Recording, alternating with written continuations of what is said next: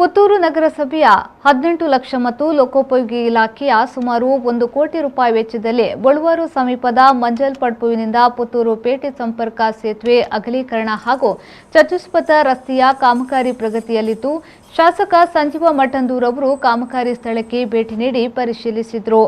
ಈ ಸಂದರ್ಭ ಮಾಧ್ಯಮದೊಂದಿಗೆ ಮಾತನಾಡಿದ ಶಾಸಕ ಸಂಜೀವ ಮಠಂದೂರ್ ಅವರು ನಗರಸಭೆಯಿಂದ 18 ಲಕ್ಷ ಮತ್ತು ಲೋಕೋಪಯೋಗಿ ಇಲಾಖೆಯಿಂದ 1 ಕೋಟಿ ರೂಪಾಯಿ ವೆಚ್ಚದ ಮಂಜಲ್ಪಡ್ಪು ಕಿರಿದಾದ ತಿರುವು ರಸ್ತೆಯನ್ನು ಅಗಲೀಕರಣಗೊಳಿಸಿ ಚತುಷ್ಪಥ ರಸ್ತೆ ಮಾಡುವ ಮೂಲಕ ವಾಹನ ಸವಾರರಿಗೆ ಪ್ರಯಾಣ ಮಾಡಲು ಅನುಕೂಲ ಮಾಡಿಕೊಡಲಾಗುತ್ತಿದೆ.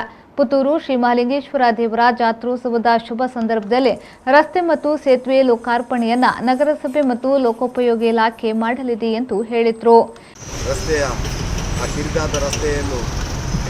ಚತುಷ್ಪಥ ರಸ್ತೆಯನ್ನಾಗಿ ಪರಿವರ್ತನೆ ಮಾಡಿ ಅಲ್ಲಿರುವಂಥ ತಿರುವನ್ನು ಇವತ್ತು ಅಗಲೀಕರಣ ಮಾಡಿ ವಾಹನ ಸವಾರರಿಗೆ ನಿರಾಶ್ರಯವಾಗಿ ಅಲ್ಲಿ ಸರಾಗವಾಗಿ ಓಡಾಡಲಿಕ್ಕೆ ಆ ಒಂದು ರಸ್ತೆ ಅಗಲೀಕರಣ ಮಾಡಿ ಇವತ್ತು ಜಾತ್ರೋತ್ಸವದ ಆ ಶುಭ ದಿನದಂದು ಇದನ್ನು ಲೋಕಾರ್ಪಣೆ ಮಾಡಲಿಕ್ಕೆ ನಮ್ಮ ಲೋಕೋಪಯೋಗಿ ಇಲಾಖೆ ಮತ್ತು ನಗರಸಭೆ ಅದಕ್ಕೆ ಅನುದಾನವನ್ನು ಕೊಟ್ಟು ಆ ಕಾರ್ಯವನ್ನು ಇವತ್ತು ಬಹುಶಃ ಪರಿಪೂರ್ಣಗೊಳಿಸಿ ಪುತ್ತೂರು ನಗರದ ಪ್ರಮುಖ ರಸ್ತೆಗಳು ಕೂಡ ಮುಂದಿನ ದಿನಗಳಲ್ಲಿ. ಈ ಸಂದರ್ಭದಲ್ಲಿ ನಗರಸಭೆಯ ಅಧ್ಯಕ್ಷ ಕೆ ಜೀವನ್ಧರ್ ಜೈನ್, ನಗರಸಭೆಯ ಸ್ಥಳೀಯ ಸದಸ್ಯ ಸಂತೋಷ್ ಬಳುವಾರ್, ಲೋಕೋಪಯೋಗಿ ಇಲಾಖೆಯ ಇಂಜಿನಿಯರ್ ಪ್ರಮೋದ್ ಉಪಸ್ಥಿತರಿದ್ದರು.